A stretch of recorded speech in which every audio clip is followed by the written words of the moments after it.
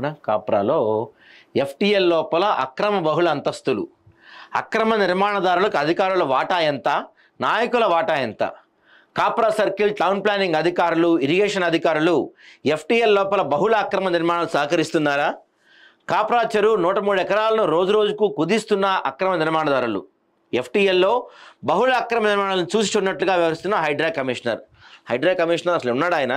Greater Hyderabad municipal corporation Kapra circle పరిధిలో కాప్రా చెరువు 113 ఎకరాల విస్తీర్ణం గల స్థలం రోజుకు అక్రమ నిర్మాణదారులు కుదిస్తూ ఎఫ్టీఎల్ లోపల బహుళ అక్రమ నిర్మాణాలు సహకరిస్తుంది కాప్రా సర్కిల్ టౌన్ ప్లానింగ్ అధికారులు, ఇరిగేషన్ అధికారులేనని అంటున్నారు Kapra division contested corporator Indraiah.